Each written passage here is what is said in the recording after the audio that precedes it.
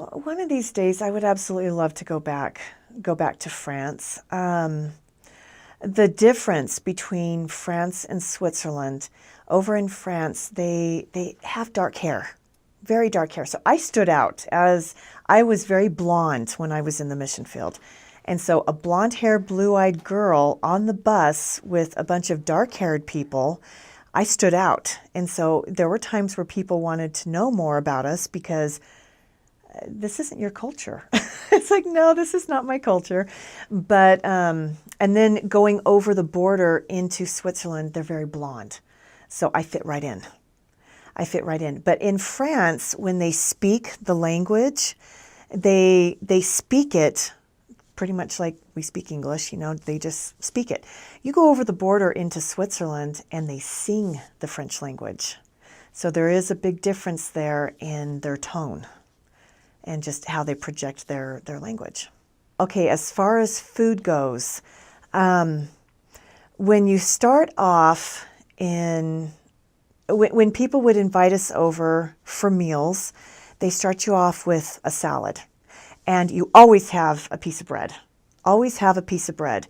And you pretty much clean your plate with your bread. You start off with your salad, you eat your salad, you have your bread right there, and you wipe your plate clean, and then they'll bring out another type of food, and then like the main dish. And one of the main desserts that they have is cheese, lots and lots of different cheese. But the one big thing that even to this day I love to do, like with my rolls, is wipe my plate clean, because that's what they do over there, and it's yummy. I like doing that with my bread now, because that's a big thing that they do over there. Over in that area, our mission president told us, he said, from 12 to 2 is your lunch break.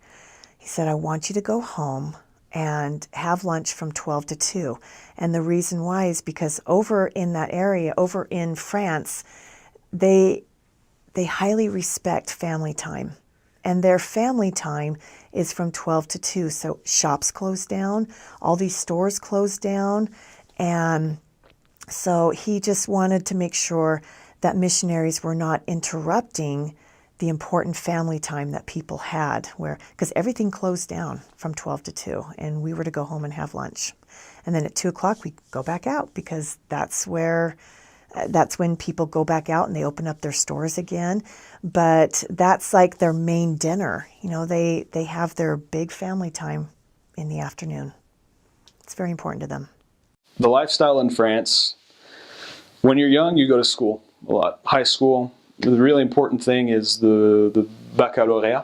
You have to pass that. You have to obtain that. But you have to do a lot of studying to be able to pass that test, to get that. And it's really important. In France, you kind of have to know what you want to do in life before you leave high school. Whereas in America, you can kind of decide that when you're in college and going to university. In America, you can kind of decide, or you can kind of put off deciding what you want to do in life until even after university, and do all your generals and such. But in France, you got to know what you want to do before you leave high school, so that you can go to the right university, and to a specialized university. And so high school studies are really important, and kids are pretty immersed in their studies, but definitely find a lot of time to have fun and goof off. Yeah. Then they go to university and specialize in what they want to do. And that's kind of a party lifestyle, sort of kind of. Fridays and Saturdays were always really hectic at night, getting home and such. For the most part, you're going to live in an apartment. Apartments are way more common in France than here, where everybody has a house and a car. In France, everybody might have an apartment, and they might have a car. A lot of people don't, because public transportation is just so well done in France, and the cities are so much less spread out than in America, that you can basically walk anywhere you want, or take the bus anywhere you want, or the tram, or if it's available, the metro, or the subway, whatever you want to call it. Monetary system, they use the euro.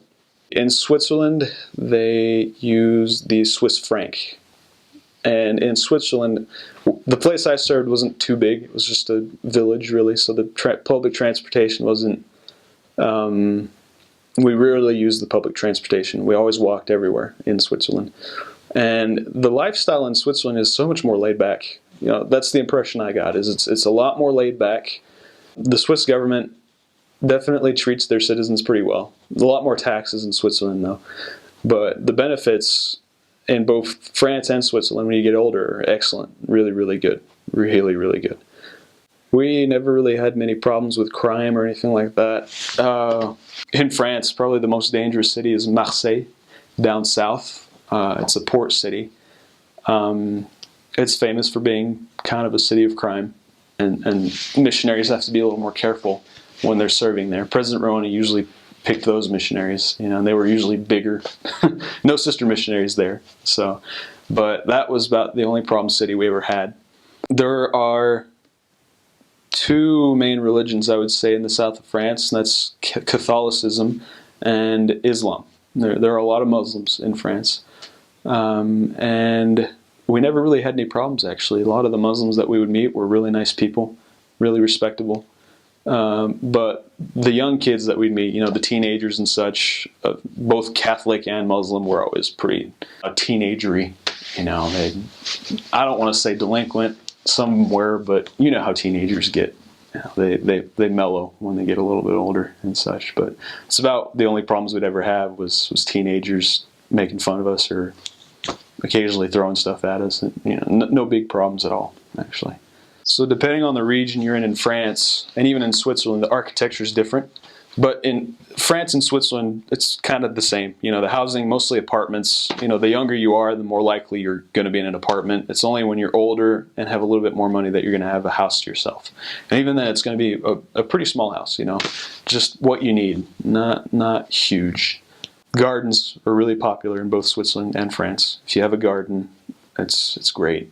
You'll probably grow your own tomatoes, your own vegetables, your own salad and such. And I always loved going to members' houses who grew their own vegetables. It was always really good. Well, the architecture is different from region to region, like I said. In Bordeaux, the stone that they use is different than from what they use in Toulouse, for example. In Toulouse, it's famous for being the pink city, literally translated. They use a lot of brick, red brick. So in Toulouse, they use a lot of red brick, and the architecture is different. Buildings are built differently. It's just beautiful. All of the red brick that you see throughout the city, and it's even used in some of the cathedrals. One of them is built entirely out of brick, and it's beautiful. Whereas in Bordeaux, for example, they don't use brick. They use slabs of light-colored rock. It's different, and their architecture and the way their buildings are built is different as well. You just have to take a walk in downtown Bordeaux and then take a walk in downtown Toulouse, and it would be obvious. You could totally see the difference. If you live in the city, your lifestyle is pretty much going to be the same as any other city dweller.